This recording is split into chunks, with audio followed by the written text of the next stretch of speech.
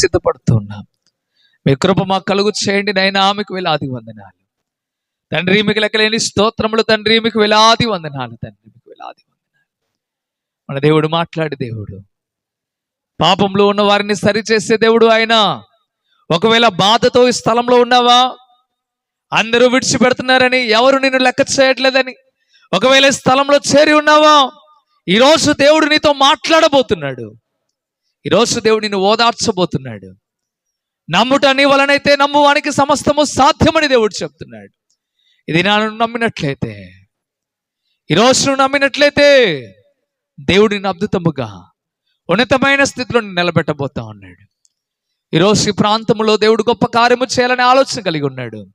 ముకుందాపురం ప్రాంతాన్ని దేవుడు దీవించాలని కోరుకుంటున్నాడు. ఈరోజు ఒక్కసారి మీరు ఆలోచించండి. ప్రభు మాటకు చెవి యొగ్గండి. దేవుని మాట వినడానికి సిద్ధపడండి. తండ్రి, మీకు వందనాలు, స్తోత్రాలు, స్తోత్రాలు. కృపగల దేవా, మీకు వందనాలు.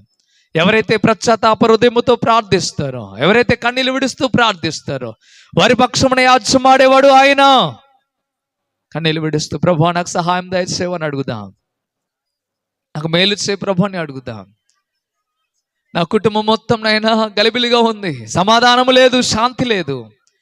నా కుటుంబంలో ఎంత మాత్రం నెమ్మది లేదు. పైకి సంతోషంతో ఉన్నట్లుగా ఉన్నాను కానీ నా కుటుంబం అంతా నన్ను బాధ పెడుతుంది. నా కుటుంబంలో అంతా వేదన ఉంది. ఇప్పుడే అది తొలగిపోవాలి ప్రభువా.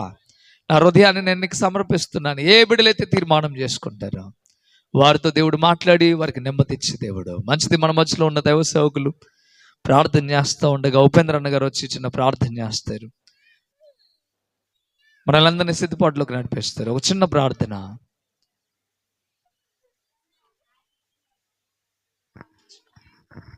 ప్రార్థన చేసుకుందాం.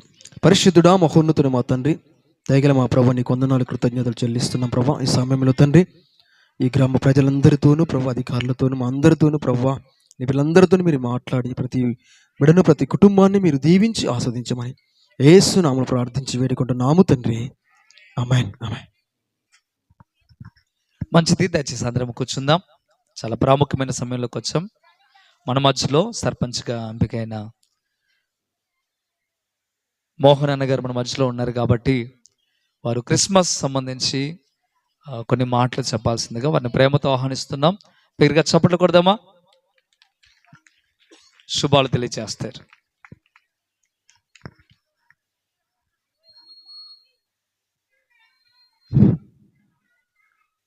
ముందుగా అందరికీ, స్టేజ్ మీద ఉన్న నాయకులకు, ఫాస్టర్లకి, క్రిస్టియన్ కుటుంబ సభ్యులకు, గ్రామ ప్రజలకు అందరికీ హృదయపూర్వక నమస్కారాలు. ముందుగా అందరికీ అడ్వాన్స్ క్రిస్మస్ శుభాకాంక్షలు. ఇలాంటి క్రిస్మస్ పండుగలు మరెన్నో అద్భుతంగా ఈ కుటుంబ సభ్యులు జరుపుకోవాలని మనసారా కోరుకుంటున్నా. అన్ని వేళలా ఈ క్రిస్టియన్ కుటుంబ సభ్యులకు ప్రతి ఒక్కరికి నేను అండగా ఉంటానని, మీకు ఎలాంటి ఆపదలు కలిగినా మీ కోరిక మేరకు మీకు ఎమ్మటే స్పందించి నేను మీ వెంట ఉంటానని చెప్పి సభాపూర్వకంగా మీకు తెలియజేస్తున్నాను. అలాగే మన మరిపేడ నుంచి వచ్చిన చిన్న పిల్లలు అద్భుతంగా డ్యాన్స్ చేశారు. ఇక్కడ ప్రోగ్రామ్ కలెక్ట్ చేసిన టీం అన్న వాళ్ళకు కూడా నా హృదయపూర్వక ధన్యవాదాలు తెలియజేస్తున్నాను. చాలా సంతోషం. చక్కని మాటల చేత మమ్మల్ని ఎంతగానో నడిపిస్తున్న సర్పంచ్ గారికి వందనాలు. వార్డ్ మెంబర్లకు కూడా ఒక అవకాశం. ఎవరైనా ఒకరు ఆసక్తి కలిగిన వారు ఒకరు చెప్పాల్సిందిగా కోరుతున్నాం.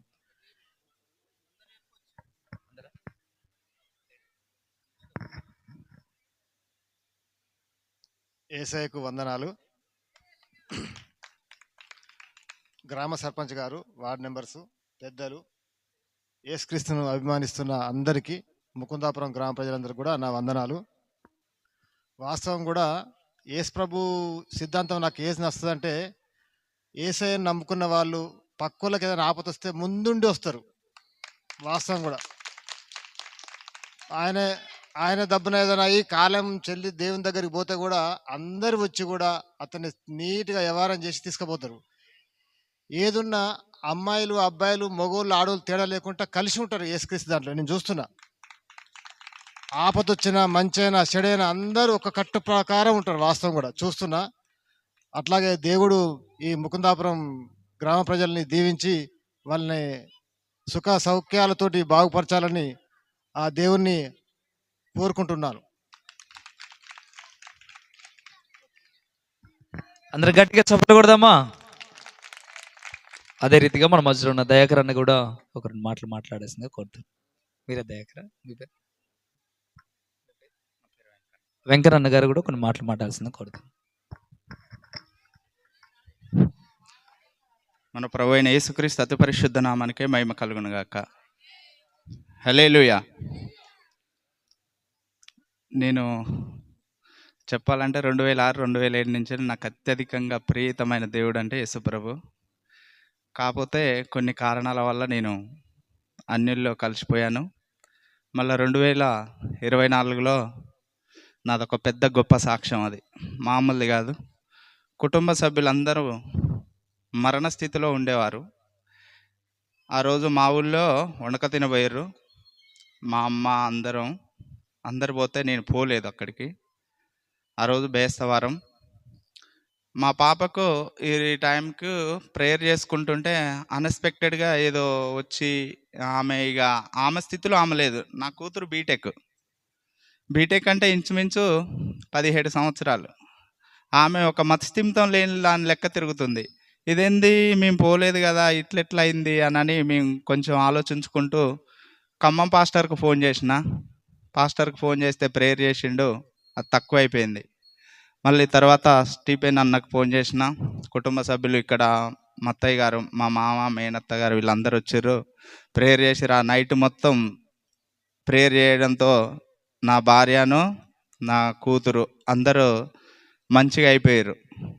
అది వాళ్ళ పేర్లు కూడా కొంతమంది చెప్పారు. ఎవరిదాకా దయాకర్ అన్న అందరూ అన్యోన్యంగా ఉంటారని అన్నారు. వారితో సహా వాళ్ళే పేర్లు చెప్పి కింద పడిపోయిన తర్వాతకి నా కూతురు, నా భార్య, నా పిల్లలు అందరు క్షేమంగా ఉండి ఈరోజు ఒక వార్డ్ మెంబర్గా గెలవడం కూడా జరిగింది. అది 62 ఓట్ల మెజార్టీతో భగవంతుడు గెలిపించిండు. అది నాది చాలా పెద్ద సాక్ష్యం. ఒకవేళ టైం లేదు కాబట్టి చెప్పలేకపోతున్నాను. సరే, ఓకే. చప్పట్లు కొడదామా? గట్టిగా చప్పట్లు కొడదామా? చాలా సంతోషం. ఈ గ్రామంలో ఇలాంటి కార్యక్రమం జరగటం ఇది మొదటిసారి అయి ఉండొచ్చేమో అని మేము అనుకుంటున్నాం. ఇక మీదట ప్రతి సంవత్సరం జరుగును గాక, ఎప్పుడు జరగాలని కోరుకుంటా ఉన్నాం. నాయకులు ఎప్పుడు కూడా గ్రామానికి ఎంతో అవసరం. అలాగే ఇలాంటి మీటింగ్స్ కూడా చాలా అవసరం. దేవుని మాటలు వినిపించబడటం చాలా ప్రాముఖ్యమైనది కనుక మనం ఎంతో ఇటువంటి వాటి కార్యక్రమాలను మనం స్వాగతించాలి. చాలా సంతోషం. ప్రాముఖ్యమైన సమయంలోకి వెళ్దాం. మన మధ్యలో వర్తమానికులుగా వచ్చి ఉన్న దావీద్ పాస్టర్ గారు మన మధ్యలో ఉన్నారు. మరిబేడ బంగ్లాలో బలమైన సేవ చేస్తూ మరిబేడ బంగ్లాలో మండల ప్రెసిడెంట్ గారుగా ఉన్నారు. వారిని స్వాగతిద్దాం. కొద్ది మాటలు దేవుని వాక్యాన్ని పంచుకోవాల్సిందిగా కోరుతూ ఉన్నాం. బిగ్గరగా చప్పట్లు కోరుతూ వారికి సమయాన్ని అప్పచెప్తూ ఉన్నాం. Thank you.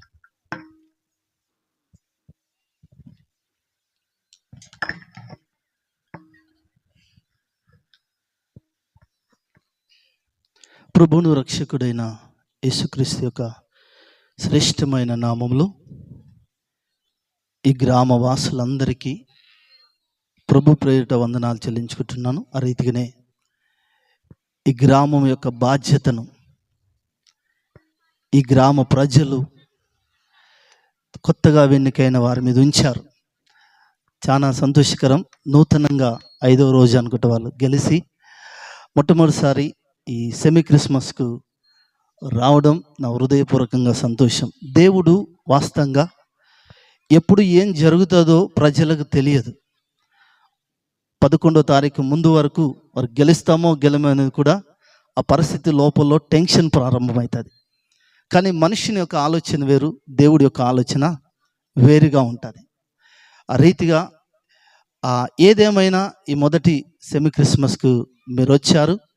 దేవుడు మిమ్మల్ని రాబోయే ఈ 5 సంవత్సరాలు గొప్పగా పరిపాలించి ఈ ప్రజలకు మంచి అందుబాటులో ఉండి మీ ద్వారా మేలు జరుగునుగాక. నిజంగా ఒక వ్యక్తి ఎన్నుకోబడడం అంటే మామూలు విషయం కాదు. అది దేవుడి నుంచి వచ్చే గొప్ప విషయం నేను నమ్ముచున్నాను. ఆ రీతిగానే మమ్మల్ని ప్రేమతో ఈ గ్రామానికి ఆహ్వానించిన దైవదాసులు స్టీఫెన్, అలాగే సంతోషకు నా హృదయపూర్వకమైన వందనాలు చెల్లించుకుంటున్నాను. మంచి మనసు గల వ్యక్తి. గత కొంతకాలం నుంచి నాకు పరిచయం, కానీ ప్రేమ గల వ్యక్తి. ఇంకోటి ఏంటంటే నెమ్మది గల వ్యక్తి. నాకు తెలుసు, నాకు పరిచయమైన వ్యక్తి నుంచి నేను అతన్ని గమనిస్తున్నాను. మా టీం అంతటికి దాదాపుగా మరిపెడ మండలంలో వచ్చిన దైవ సేవకులకు, సేవకురాలకు, ఇక్కడ ఉన్న సంఘస్థులకు ప్రత్యేకమైన నిండు వందనాలు తెలియజేసుకుంటున్నాను. పిల్లలు మీరు ఎవరు అల్లరి చేయొద్దు. కొన్ని నిమిషాలు పిల్లలు మీరు అల్లరి చేశారనుకో మీకు కేక్ ఇవ్వం. ఇప్పుడు కేక్ ఉంది ఇక్కడ. మీ స్టీఫెన్ అన్న చాలా పెద్ద తెచ్చాడు, కానీ చెప్పం, ఇచ్చేటప్పుడు చెప్తాం, సరేనా? ఆ రీతిగా ఈరోజు ఈ మొట్టమొదటిసారి ఈ గ్రామానికి ఇంతకుముందు వచ్చాను, కానీ ఈ గ్రామ పంచాయతీ ఎదురుగా దైవ సేవకులు స్టీఫెన్ గారు ఈరోజు మా గ్రామంలో ఈ సెమీ క్రిస్మస్ జరగాలి అని ఒక ఆశతోని, మా గ్రామ ప్రజలకు తెలియచేయాలని ఒక గొప్ప సంకల్పంతో అతడు ప్రార్థన చేసిన దాని ప్రకారం ఈ దినమందు ఈ రీతిగా కొన్ని దినాల నుంచి ప్రార్థన చేస్తున్నారు. దాదాపుగా ప్రతిరోజు ఈ సెమీ క్రిస్మస్లు జరుగుతూనే ఉన్నాయి. నిన్నటి దినమందు, మొన్న దినమందు ప్రతిరోజు అటెండ్ అవుతూ ఈ రీతిగా ఈ గ్రామంలో కూడా మా ముకుందాపురం గ్రామ ప్రజలకు యేసు ప్రభు యొక్క ప్రేమ, కరుణ, యేసు ప్రభు యొక్క మంచితనం, యేసు ప్రభు యొక్క గుణ లక్షణాలు తెలియచేయాలని వారు ఎంతగానో ఆశపడి ఈ దినమందు ఈ గ్రామానికి తెలియజేయడానికి, ప్రభువైన యేసుక్రీస్తు గురించి తెలియజేయడానికి మేమందరం వచ్చినాం. చిన్న ప్రార్థన చేసుకొని మన వాక్యంలోనికి వెళ్దాం. పరిశుద్ధుడైన మా తండ్రి యేసు ప్రభువానికి వందనాలు, స్తోత్రాలు చెల్లించుకుంటున్నాం. నువ్వు మంచివాడు ప్రభువా, తనని స్తోత్రాలు.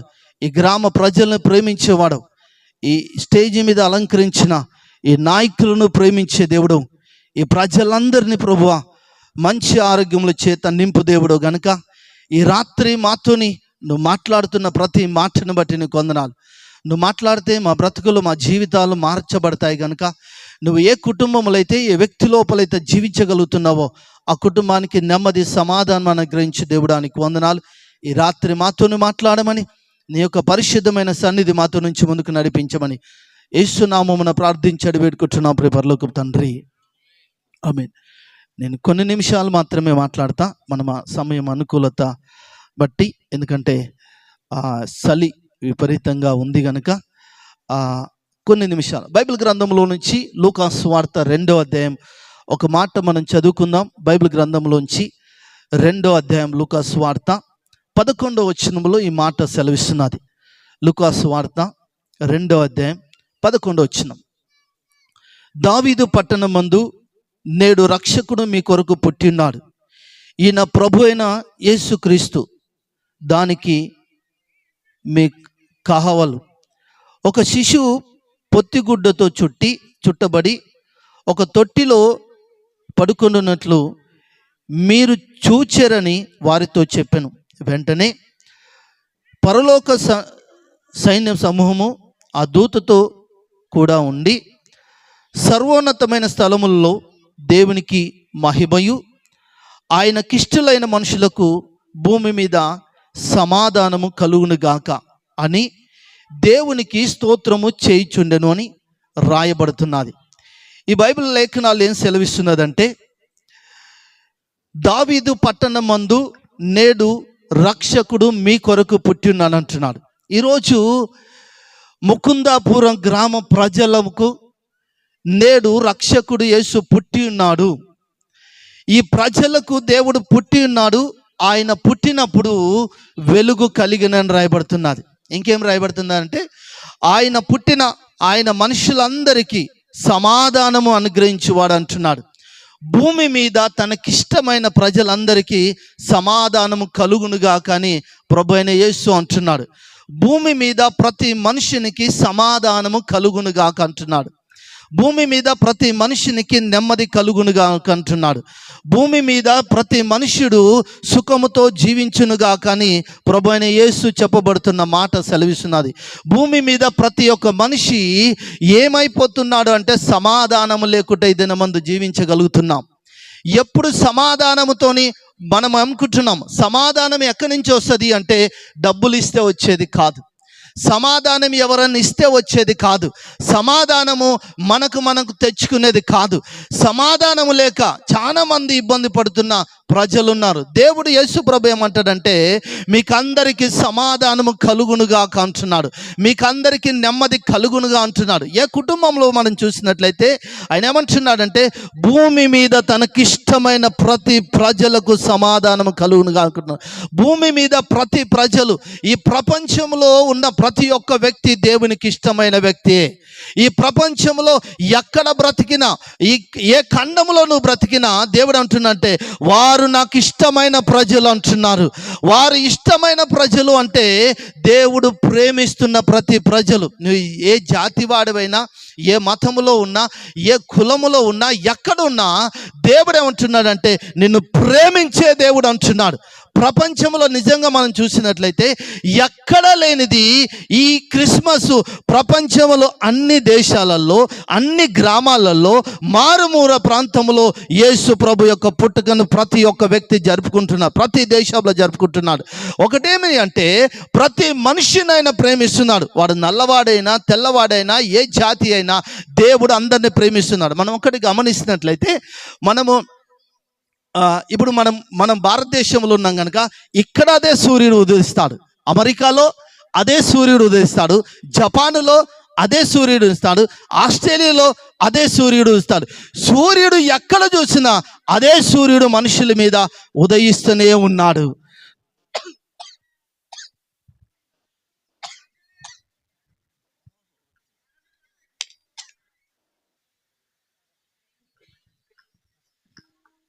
మనం గమనిస్తే స్వరం ఎక్కువ. ఓకే, బైబిల్ ఏమని చదువుతుంది? సూర్యుడు అందరి మీద ఉదయిస్తున్నాడు. ఏ భేదము లేదు, ఏ కులము లేదు, ఏ వ్యత్యాసం లేదు. అందరి మీద సూర్యుడు, ప్రతి దేశంలో ఇదే సూర్యుడు ఉదయిస్తున్నాడు. ప్రతి దేశంలో సూర్యుడు అస్తమిస్తున్నాడు. అందుకనే ఏమంటున్నాడంటే ప్రతి మనిషిని ఆయన ప్రేమిస్తున్నాడని. ఇప్పుడు చూడండి, సృష్టికర్త అయిన వాడు ఒకడే. సూర్యుడు అందరికీ ఒకటే, చంద్రుడు అందరికీ ఒకటే, చీకటి అందరికీ వస్తుంది. ప్రపంచంలో ఎక్కడున్నా సరే ప్రతి ఒక్క వ్యక్తి ఆయన ప్రతి మనిషిని ప్రేమిస్తున్నాడని బైబిల్ గ్రంథం సెలవిస్తున్నది ఈ దినమందు. అందుకనే ఏమంటాడంటే భూమి మీద ప్రతి మనిషినికి సమాధానము కలుగునుగా అంటున్నాడు. అందుకనే నిన్ను ప్రేమిస్తున్న దేవుడు అయినాడు. ఒక వ్యక్తి సమాధానం లేదు అంటున్నాడు. 2 రాజుల గ్రంథంలో ఒక మాట మనం చూసుకొని త్వరగా ముందుకు వెళ్తే, రాజులు రాసిన 2వ గ్రంథం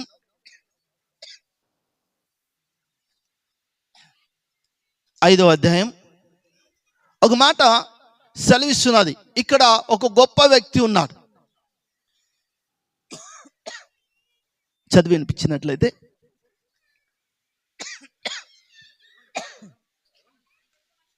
త్వరగా మొదటి వచ్చిన సిరియా రాజు సైన్యాధిపతి అయిన నయమాను నొకడు ఉండెను.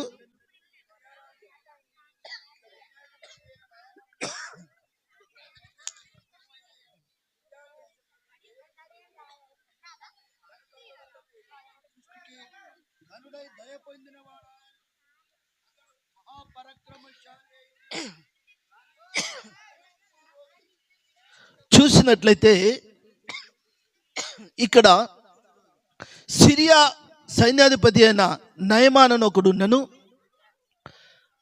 అతని చేత యెహోవా సిరియా దేశమునకు జయము కలుగజేసి ఉండను గనక అతడు తన యజమాని దృష్టికి గనుడై దయ పొందిన వాడాయను. అతడు మహాపరాక్రమశాలి అయి ఉండెను కానీ అతడు కుష్ఠరోగి. సిరియన్లు గుంపులుగా బయలుదేరి ఇశ్రాయేలు దేశం మీదకి పోయి ఉండిరి. వారచ్చటి నుండి ఒక చిన్నదాన్ని చెరగొని తేగా అది నయమోను భార్యకు పరిచారము చేయుచుండెను. అది షోమ్రోన్లో ఉన్న ప్రవక్త దగ్గర నా ఏలిన వాడుండవలనని నేనెంతో కోరుచున్నాను.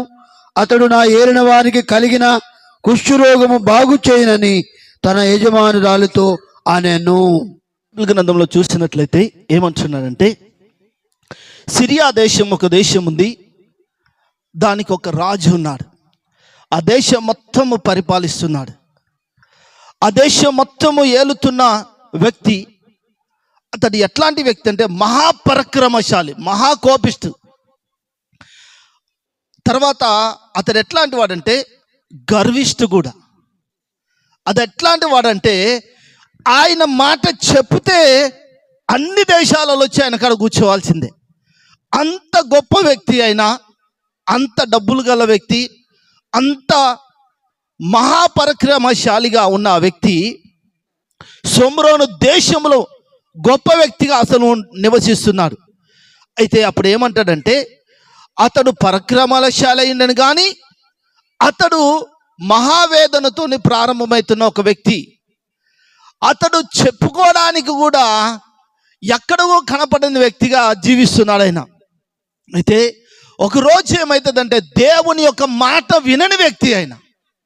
చూడండి, డబ్బులు బాగున్నాయి అనుకోండి, ఎవరి మాట మనం వినం అప్పుడప్పుడు, అవునా కదా? బాగా డబ్బులు ఉంటాయి, ఆరోగ్యం ఉంటుంది, అన్నీ ఉంటాయి, ఎవరి మాట ప్రపంచంలో మనం వినం. ఎందుకు వినమంటే, నాకు అన్నీ ఉన్నాయి కదా, నీ స్వేచ్ఛగా జీవిస్తా కదా, నాకు అన్ని బంగ్లాలు ఉన్నాయి, అన్నీ ఉన్నాయి అనుకున్నాను. ఈ వ్యక్తి కూడా మహాపరాక్రమశాలి, డబ్బులున్న వ్యక్తి, అన్నీ ఉన్న వ్యక్తి. అయితే ఏం జరుగుతుందంటే, సిరియా సైన్యాధిపతి నయమాన్ అని ఒకడు ఉండెను. అతని చేత యెహోవాయే సిరియా దేశమునకు జయము కలగజేసిన తర్వాత ఉండను కానీ, అతడు యజమాని దృష్టికి గనుడై దయ పొందిన వాడాయను. అతడు పరాక్రమశాలి ఉండను కానీ అతనికి ఒక రోగం ఉంది. హల్లెలూయా, రెండు చేతులు హల్లెలూయా. అతనికి ఏముంది? డబ్బులు ఉన్నాయి, ఐశ్వర్యం ఉంది, అన్నీ ఉన్నాయి, సమస్తమును ఆయన వెళ్తున్నవాడు ఉన్నాడు. ఎంతో మందిని వెళ్తున్నవాడు, ప్రపంచాన్ని వెళ్తున్నవాడు. మనకు తెలుసు, ది గ్రేట్ అలెగ్జాండర్ ప్రపంచాన్ని వెళ్ళాడు, ప్రపంచం మొత్తం వెళ్ళాడు. నా అంతవాడు ఎవడూ లేడు అనుకున్నాడు. ప్రపంచాన్ని ఏలుతున్న అలెగ్జాండర్ ఉన్నాడు. అన్ని దేశాలు, అన్ని విషయాల్లో ఆయన ఏళ్తాడు. మనకు తెలుసు, చదువుకున్న వ్యక్తులు తెలుసు, అలెగ్జాండర్ ఒక పేరు కూడా మనకు తెలుసు. అన్నీ ఏలాడు. చివరిగా ఆయనకి ఏం జరిగిందంటే, ఈ ప్రపంచంలో ఒక రోగం వచ్చేసింది. ఏం రోగం అంటే, ఆ మస్కిటో, నాకు కనుక ఇప్పుడు దోమ ఇలా పోయినట్టుగా ఆయనకు ఒక దోమ కుట్టేసింది. అప్పుడున్న వైద్యం లేదు కనుక ఆ దోమ కుడితే ఏం జరిగిందంటే, ఆ దోమ కుడితే ఆయనకు రోగం వచ్చేసింది. ప్రపంచంలో 100 మంది డాక్టర్లను పిలిచాడు, 1000 మంది డాక్టర్లను పిలిచాడు. అందరిని పిలిచి, నేను బ్రతకాలంటే ఏం చేయాలన్నాడు. అప్పుడు డాక్టర్స్ అంతా కూడున్నారు, అన్ని ప్రయత్నాలు చేశారు, వైద్యం చేశారు, అన్ని చేశారు, ఎవరి వల్ల ఏమి కావట్లేదు. అప్పుడు ఒక మాట అన్నాడు. ఏమన్నాడు తెలుసా? నేను ఈ ప్రపంచాన్ని వేలాను, అనేక మందిని వేలాను, ఈ ప్రపంచాన్ని మొత్తం నా గుప్పిట్లో తీసుకోవాలనుకుంటున్నాను, కానీ నేను ఏమి చేయలేకపోతున్నా కదా. నేను చనిపోయేటప్పుడు, నా రోగం నయం కావట్లేగా, నేను చనిపోయేటప్పుడు ఏమంటాడంటే, డాక్టర్లే నా యొక్క పెట్టమేయాలంటాడు. తర్వాత నేను సమాధి అయ్యేటప్పుడు నా చేతులు ఆ పెట్టెలో నుంచి పైకి పెట్టమన్నాడు. ఎందుకు అన్నాడు అంటే, ఈ భూమి మీదికి నేను తల్లి గర్భం నుంచి మామూలుగా ఏ వస్త్రము లేకుండా ఏం లేకుండా వచ్చా, నేను చనిపోయేటప్పుడు అన్నేలా, కానీ ఏమి తీసుకొని వెళ్ళలేను, నేను ఏమి లేను. ఇట్లాగే ఈ నయమాన్ ఈ యొక్క వ్యక్తి మహాపరాక్రమశాలి అయినాడు, అన్ని విషయాలు ఉన్నాడు. కానీ ఏం జరుగుతుందంటే, లోపల ఏమైందంటే ఆయనకు ఒక కుష్ఠి రోగం ప్రారంభమైంది. అన్ని మంచిగా ఉంటాం, సమస్తమును ఉంటాయి, డబ్బులు ఉన్నాయి, వైద్యం ఉంది, ప్రపంచంలో అన్నీ ఉన్నాయి, కానీ ఆ వ్యక్తికి కావలసినమైన మానసికమైన రోగము వెంటాడుతున్నది. ఆ వ్యక్తికి మానసికమైన రోగం వెంటున్నది. అయ్యో, నేను కోట్ల రూపాయలు ఇస్తా, నేను అనేకమైన బంగారం ఇస్తా, అనేకమైన వెండిని ఇస్తా, నన్ను బాగు చేసేవాడు ఎవడైనా ఉన్నాడా? నాకు సమాధానం కావాలి. నేను ప్రపంచంలో మనుషులందరికీ మంచిగా కనపడుతున్నా, ప్రపంచంలో నేను ఎక్కడికి వెళ్ళినా సరే నన్ను అందరూ నా మాట వింటున్నారు, అందరూ వచ్చి నా కాడ కూర్చుంటున్నారు, అందరూ సమస్తమును చేస్తున్నారు, కానీ నాకున్న మానసికమైన వేదన ఎవ్వడు బాగు చేయట్లేదు, నాకున్న వేదనని ఎవడు తీసివేయట్లేదు అని అతను లోపల తను కుమిలిపోతున్నాడు. ఆయన వేదనతో పడుతున్నాడు. నా కుటుంబానికి సమాధానం ఎవరైనా ఇస్తారా, నాకు నెమ్మది ఎవరైనా ఇస్తారా అని అంత వెతకడం ప్రారంభించాడు. అనేకమైన ప్రజలైన పక్కన కూర్చున్నారు, కానీ వారి ఇంటిలో ఒక పని మనిషి తన వేదన, తన బాధని, తన దుఃఖాన్ని, తనకున్న కష్టము చూసాది. అనేకమైన ఆ రథములో వెళ్తున్నాడు, బంగారం తీసుకొని వెళ్తున్నాడు, అనేకమైన ప్రజలు తన చుట్టూ చేరుతున్నారు. డబ్బులు ఉన్నవాడి దగ్గరికి ఎంతమంది అయినా వస్తారు, అతని దగ్గరికి చుట్టూ ప్రపంచాన్ని వెళ్ళడానికి ప్రయత్నించాడు, ఆ దేశాన్ని వెళ్ళడానికి ప్రయత్నం చేశాడు. అనేకమైన ఆ విషయాలు ఆయన దగ్గర ఉన్నాయి, కానీ తన లోపల మానసికమైన రోగం ఉంది, తన లోపల నెమ్మది లేదు.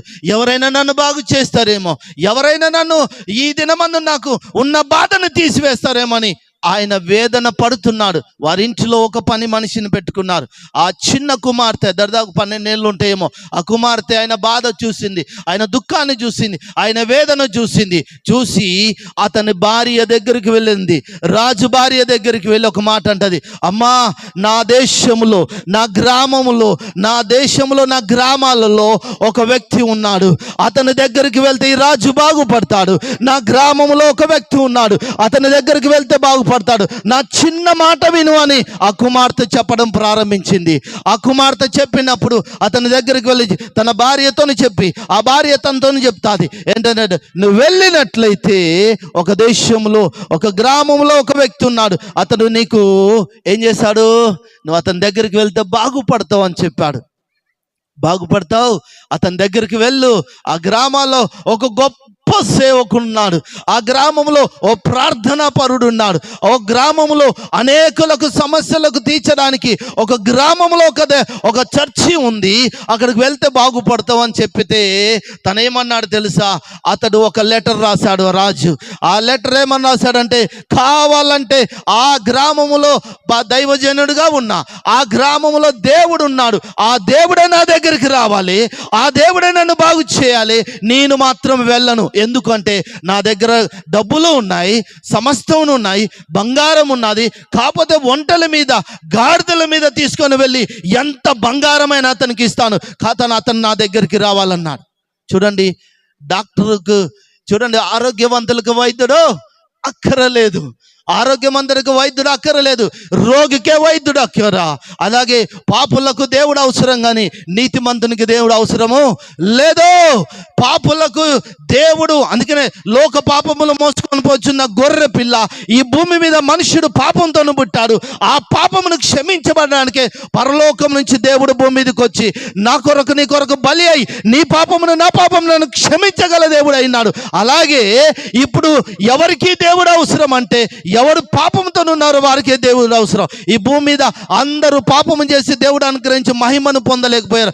ఎవరు పాపం లేకుండా పుట్టలేదు, అందరూ పాపంతో పుట్టారు. ఆ పాపము క్షమించబడాలంటే నీతిమంతుడైన దేవుడు ఈ భూమి మీదకి రావాలి, రక్తమును కాచాలి, ఆ రక్తము ద్వారా పాప క్షమాపణ కలుగుతుంది. అలాగే ఈ రాజు ఏమనుకుంటున్నానంటే, నాకు అన్నీ ఉన్నాయి, నాకు డబ్బులు ఉన్నాయి, నాకు సమస్తం ఉన్నాయి, నేను వాడి దగ్గరికి వెళ్ళను, ఆ దేవుని దగ్గరికి వెళ్ళను. మనం కూడా కొంతమంది ఏమనుకుంటున్నామంటే, చాలా మాటలు నాకు తెలిసిన మాట, నేను కూడా అనుకునేవాడు, నీ దేవుడు నిజమైన వాడైతే నన్నే మార్చుకోవచ్చు కదా, నీ దేవుడు నిజమని నీకు కావాలనుకుంటే నన్నే మార్చుకోవచ్చు కదా అని నేను చాలా మాటలు అనుకునేవానేమో. కానీ ఏమంటాడంటే, దేవునికి భూమి మీద ప్రజలు కోట్ల ప్రజలు ఉన్నారు. అయితే ఎవరైతే తన దగ్గరికి వస్తారో వారినే దేవుడు ప్రేమిస్తాడు, వారికే దేవుడు సమాధానం ఇస్తానంటున్నాడు. ఎందుకంటే మనం చాలా మంది ఒక చిన్న మాట ఏమనుకుంటాడు అప్పుడప్పుడు అంటే, ఒక కొంగ అట ఏమనుకున్నాడంటే, ఒక కొంగ ఏమనుకున్నదంటే, అనుకున్నదట కొంగ, నీ చెరువులో నీళ్ళు తాగుతున్నా కానీ నీకు ఇంత పెస్టేజీ, నీ చెరువులో నీళ్ళు తాగని పోందట, నీ చెరువులో నీళ్ళు అసలే తాగని పోందట ఆ కొంగ. అరే ఈ చెరువు ఏమనుకున్నదంట, తాగకుంటే బాంచ చూసుకుందాం పో అన్న కొంగనందట. అయితే ఆ కొంగ ఏమనుకుందంటే నేను తాగదంట. అయితే ఈ చెరువు మీద అలిగింది. ఇంకొక అడిపోయినా చెరువే, ఇంకొక అడిపోయినా సముద్రమే, ఇంకొక అడిపోయినా వాగులు, ఎక్కడైనా సరే చెరువుల నీళ్ళు తాగాలి. అయితే కొంగ ఏం చేసిందంటే చెరువు మీద అలిగి వెళ్ళిపోయింది. తిరిగింది ప్రాణం కన్నా ఎక్కువ బక్కగా అయిపోతుంది, దూపు అవుతుంది, చచ్చిపోయే పరిస్థితి వచ్చింది. తిరిగి ఆడికి వచ్చిందంటే చెరువు దగ్గరకు వచ్చి బాంచని కాలు మొక్తా, నా ప్రాణం పోయే పరిస్థితి ఏర్పడుతున్నది, నీవే నాకు సమస్తమును, నీ నీరు తాగకపోతే నేను క్షణంలో చచ్చిపోతా అన్నదట. అట్లాగే మనుష్యుడు కూడా మనకి ఎంతైనా సరే కొన్నిసార్లు మనం చేయవలసింది పెస్టే చాలా మాత్రం అనుకుంటుంది. మనుషుడు ఎవరి మాటినం. మన కొంతమంది కొంతమంది తల్లిదండ్రులు ఉంటాడు.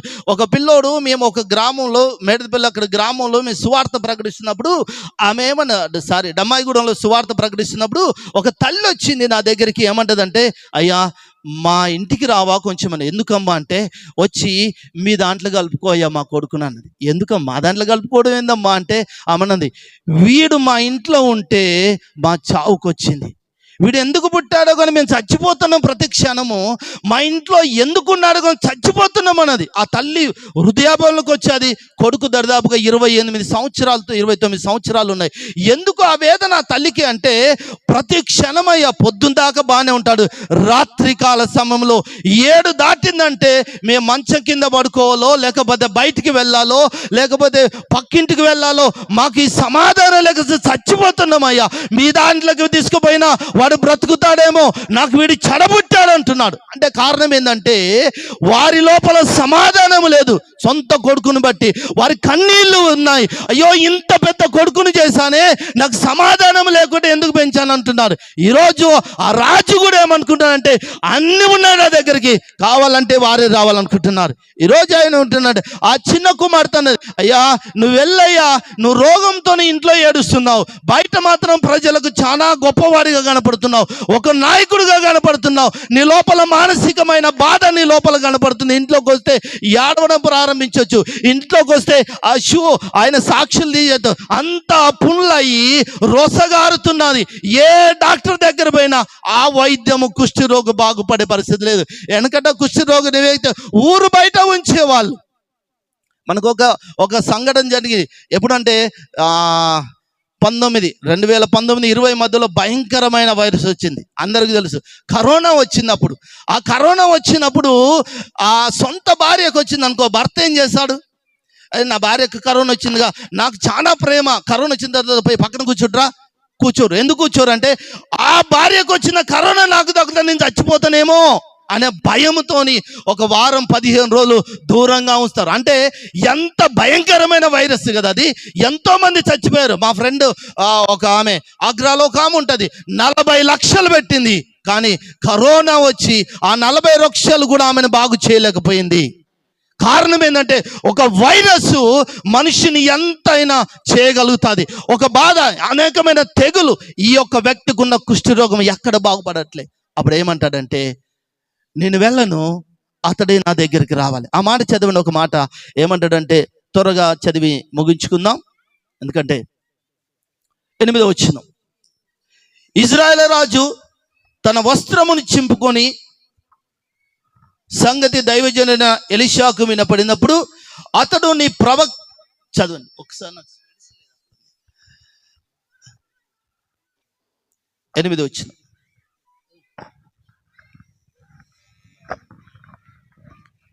సరే 9 చదువుతా. నయమాను గుర్రముతోను రథంతోను ఎలీషా ఇంటి ద్వారమున ముందర నిలిచుండగా, ఎలీషా నీవు యోర్దానికి పోయి 7 మార్లు స్నానం చేయము, నీ ఒళ్ళు మరలా బాగయి నువ్వు శుద్ధుడవగునని అతనితో చెప్పుటకు ఒక దూతను పంపెను. అందుకు నయమాను కోపము తెచ్చుకొని తిరిగిపోయి ఇట్లనను అతడు నా యొద్దకు వచ్చి నిలిచి దేవుడైన యెహోవా నామమును బట్టి తన చెయ్యి రోగముగా ఉన్న స్థలం మీద ఆడించి కుష్ఠరోగమును మానుపునని నేను అనుకుంటుని.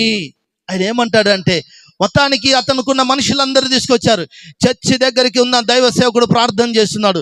దేవుడు అక్కడ ఉన్నాడు, అవతల దగ్గర నిలబడ్డాడు. ఏమంటానంటే రౌద్రమై బట్టలు చింపుకున్నాడు.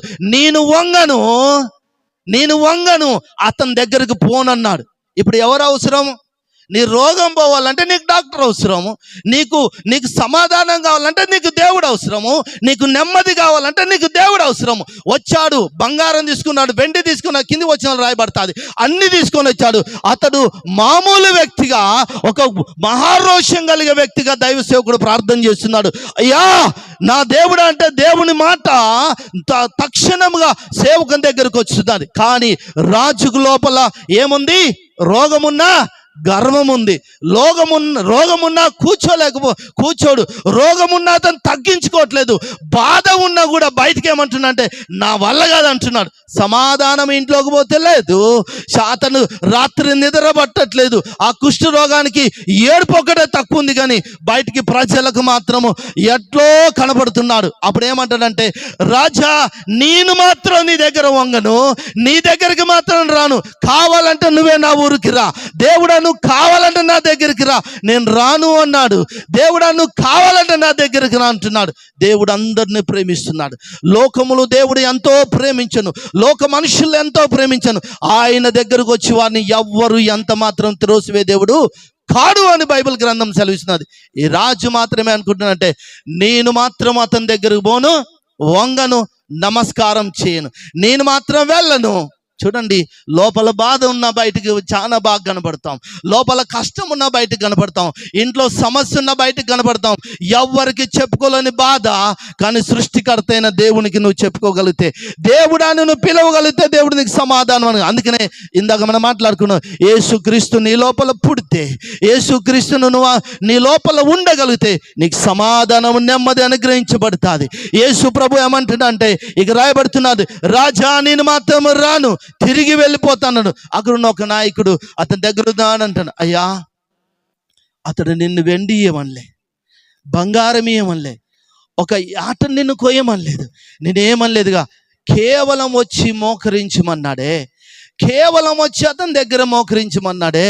అతను ఏమనలేదు కదా, నువ్వు మన దేశంలో మా ఊర్లో స్నానం చేయడానికి మహాసముద్రాలు ఉన్నాయి, చెరువులు ఉన్నాయి అంటున్నాడు. అప్పుడు ఏమంటాడట అంటే, ఒక మాట అంటాడు, ఆ మాట చదువుదు త్వరగా, మనం సమయము ముగించుకుందాం. అప్పుడు ఏమంటాడంటే 15 చూస్తే, అప్పుడు అతడు తన పనివారితో కూడా దైవజనుని దగ్గరకు తిరిగి వచ్చి అతని ముందర నిలిచి చిత్తగించుము, ఇశ్రాయేలులో ఉన్న దేవుడు తప్ప. ఒక్క మాట పై వచ్చిన ఇంకా పైత, అతడు పోయి దైవజనుడు చెప్పినట్లు యోర్దాను నదిలో 14, 13 చూస్తే, అయితే అతని దాసుల్లో ఒకడు వచ్చి, నాయనా ఆ ప్రవక్త ఏదైనా గొప్ప కార్యము చేయమని నియమించినడలా నువ్వు చేయకుందువా, అయితే స్నానం చేసి శుద్ధుడవు కమ్మను మాట దానికంటే మేలు కదా అని చెప్పినప్పుడు అతడు పోయి దైవజనుడు చెప్పినట్లు యోర్దాను నదిలో 7 మార్లు మునిగగా అతడు దేహము పసిపిల్ల దేహం వల్లే అతడు శుద్ధుడాయను. చప్పట్లు కొట్ల దేవుని మహిమ పరుద్దాం.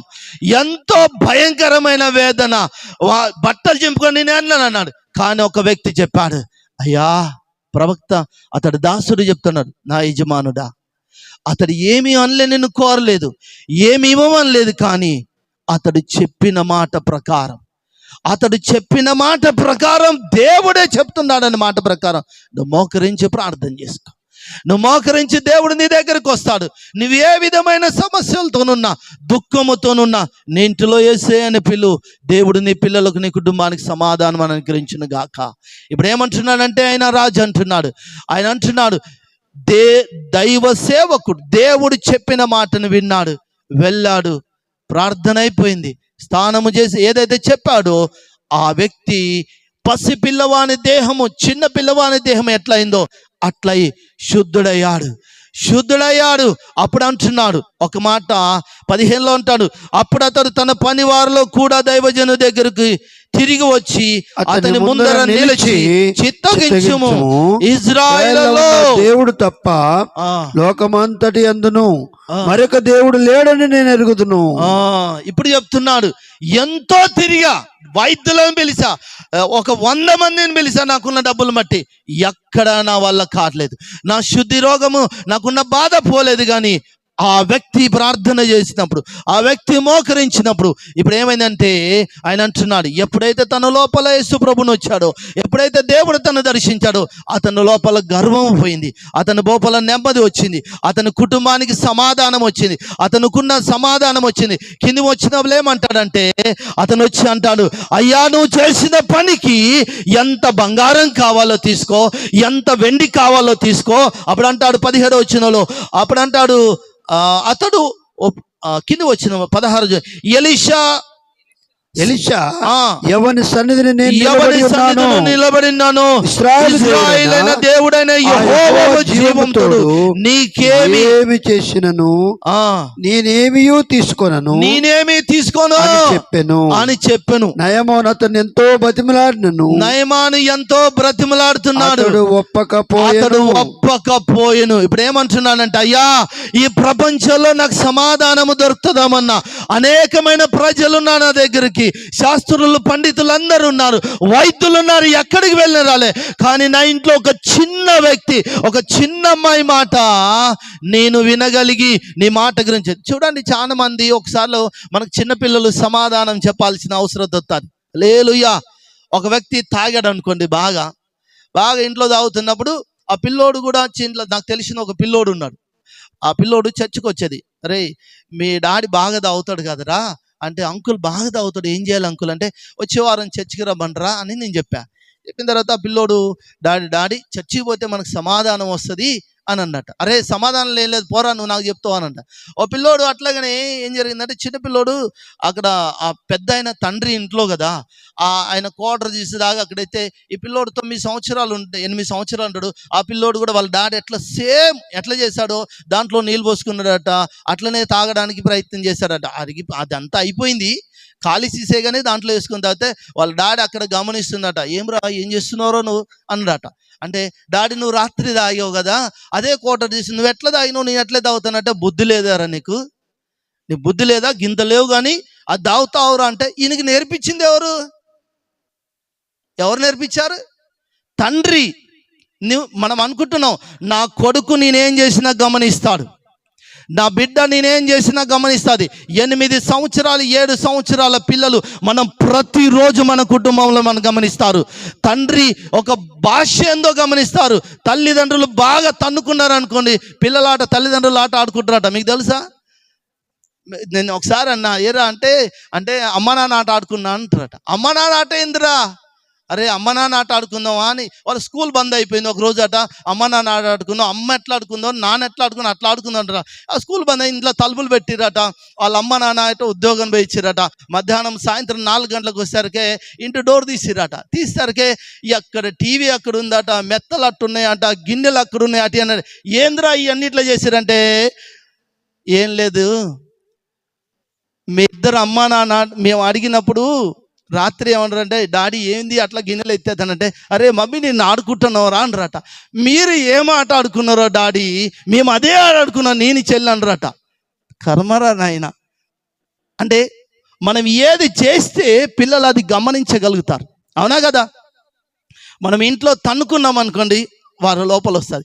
ఇంట్లో తాగామనుకోండి, అది వస్తుంది. నేను అదే పిల్లోడు అది చెప్పినా, ఏరా అట్లా అంటే, నువ్వు గింత లేవనని పాల్మనే ఆ పిల్లోని 8 సంవత్సరాల పిల్లోని క్వార్టర్ తాగుతావరా, నువ్వు నీళ్ళు పోసుకొని తాగుతారా, ఇది కంపురా, ఇది తాగితే చచ్చిపోతారా, నీకు తెలియదంటే, డాడీ నువ్వు రాత్రి తాగిన గమ నువ్వు చచ్చిపోలేక బతికినవు కానీ రాడు. దీని సమాధానం ఏం చెప్పాలి? ఇంత పెద్ద తండ్రిగా ఓ 30 ఏళ్ళు ఉంటాయి, నీ చిన్న కొడుకు నువ్వు మనం సమాధానం కొన్నిసార్లు చెప్పలేకపోతాం. దయచేసి ప్రభువైన యేసు నీ కొరకు ప్రాణం పెట్టాడు, సృష్టికర్త అయిన దేవుడు ఆయన తండ్రిగా ఉన్నాడు. నువ్వు నేను తప్పు చేస్తే ఆయన క్షమించడానికి ఆయన ప్రాణం పెట్టి రక్తమును గార్చాడు. నువ్వు నేను నాకు ఇష్టమైన త్రోవలో వెళ్తున్నావు, ఈరోజు అనుకున్నా నేను ఎంజాయ్ చేస్తాను అంటున్నావు, ఈరోజు అనుకున్నా నాకు ఇష్టమైన త్రోవ అనుకున్నావు. ఒకరోజు నువ్వు సమాధానము దేవునికి అప్పచెప్పే రోజు ఒక రోజు ఉన్నది. ఒక రోజు అంటున్నాడు ఆయన భూమి మీదకి రానైనాడు, పాపుల కొరకు వచ్చాడు, ప్రాణం పెట్టాడు, తిరిగి లేచాడు. ఆయన నిజంగా రెండవ రాకడైనాడు. నువ్వు ఎంతటి వాడమైనా ఒకరోజు చనిపోయే టైం వస్తుంది. ఆ చనిపోయిన రోజు మనం అనుకుంటున్నాం రెండే ఉన్న ఒకటి మార్గం ఉంది, ఒకటి సత్యమైన మార్గం, నీతి మార్గంలో మనం ఉన్నట్లయితే మనము సమాధానము దేవుని ఎదుట నిలబడాలి. ఈ రాజు ఏమంటున్నాడంటే బంచన్ని కాలు మొక్కితే ఎంత బంగారం కావాలని తీసుకో, ఎంత వెండి కావాలని తీసుకో, నీకు ఎన్ని కావాలని తీసుకో అంటే ఆ రాజు ఏమంటాడంటే, ఆ ఎలీషా ప్రవక్త ఏమంటాడంటే, నా సృష్టికర్త అయిన దేవుడికి నువ్వు నమస్కారం చేయి తప్ప నీ దగ్గర నుంచి నేను ఏమీ ఆశించలేదు. నేను దేవుని తోడుగా చెప్తున్నాను, నీ దగ్గర నుంచి ఒక చిల్లి గవ్వ కూడా నేను ఆశించట్లేదు.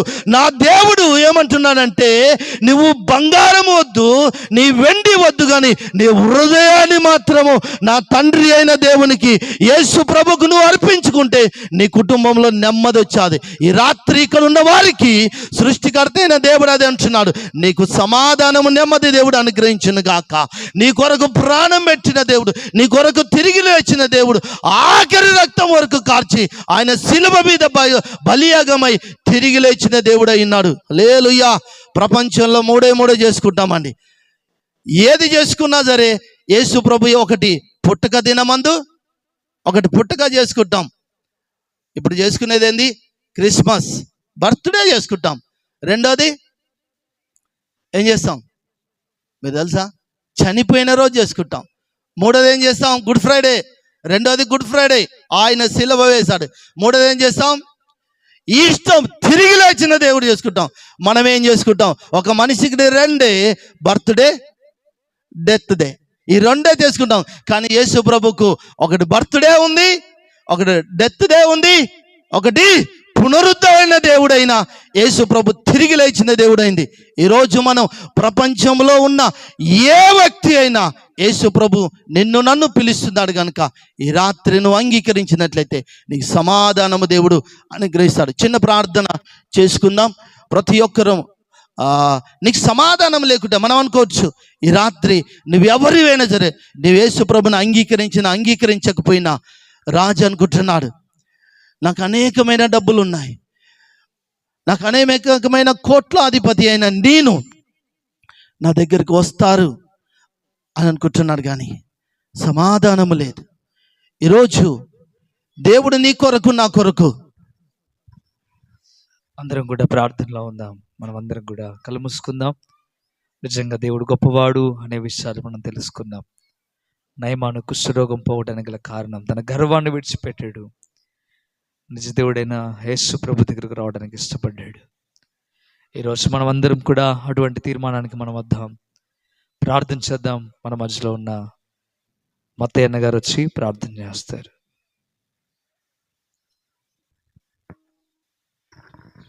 పరిశుద్ధ ప్రేమల మా తండ్రి, రక్షకుడు, అభిషిక్తుడు, మీకు వందనాలు చెల్లిస్తున్నాం ప్రభా. ఈ రాత్రి నాయన అయా మంచి వర్తమానం మేము విన్నాం ప్రభా, మీకు స్తోత్రాలు. నయమని ఒక కుష్ఠ రోగమును ప్రభా మీరు నయం చేసినట్టుగా మీ లేఖనాలు సెలవిస్తున్నాయి ప్రభా, మీకు స్తోత్రాలు. అయ్యా వారి ఇంట్లో పనిచేస్తున్న చిన్న పాప తండ్రినైనా సువార్తను అయా ఆ రాజుగారికి అందించిందేవా, మీకు స్తోత్రాలు. అయ్యా తండ్రి, మీకు లోబడ్డప్పుడునైనా అతనికి రోగము పోయింది ప్రభా, మీకు స్తోత్రాలు దేవా. ఈ రాత్రినైనా ఇక్కడ అయా మీ సన్నిధిలో అయా కూర్చున్న బిడ్డలందరినీ కూడా మీ చేతులకు అప్పగించుకున్న ప్రభా, మీకు స్తోత్రాలు. అయా వారి హృదయాలు తెరబడి ప్రభా, మీకు వందనాలు చెల్లిస్తున్న ప్రభా. ముఖ్యంగా తండ్రి అయా ఈ గ్రామ పంచాయతీకి నా ప్రభా మరి సర్పంచ్గా వార్డు మెంబర్గా ఎన్నికైనా అయా బిడ్డలందరినీ కూడా తండ్రి మీకు స్తోత్రాలు, మీ చేతులకు అప్పగించుకున్నాం ప్రభా, మీకు స్తోత్రాలు. ఈ 5 సంవత్సరాల కాలం ప్రభా, మీకు స్తోత్రం. అయినా న్యాయమైన పాలన వాళ్ళు చేయడానికి కృప చూపించిన దేవా, మీకు స్తోత్రం. మంచి ఆలోచన చెప్పండి ప్రభా, వారికి మంచి ఆరోగ్యం వారికి ఇవ్వండి ప్రభా, మీకు స్తోత్రాలు. ఈ 5 సంవత్సరాల పాలనలో నా ప్రభా, మీకు స్తోత్రాలు. నాయన అయా వారితో మీరుండి ఆలోచన చెప్తూ నడిపించమని వేడుకుంటున్నాను. ఈ గ్రామం అంతటినీ గ్రామ ప్రజలను బట్టి మీకు స్తోత్రాలు. నాయన బిడ్డలకు నేను నెమ్మది, సమాధానం, సంతోషం, సమృద్ధి, ఆరోగ్యం, ఆశీర్వాదం మీరు కలగజేసే ముందుకు నడిపించమని నడిపించమని, ఘనతమై ప్రభావాల ముద్ర మీరు తెచ్చుకోమని మమ్మల్ని అందరూ నన్ను మేస్తలకు అప్పగించుకుంటూ యేసుక్రీస్తు నామమున అడిగి వేడుకుంటున్నాం తండ్రి. ఆమేన్.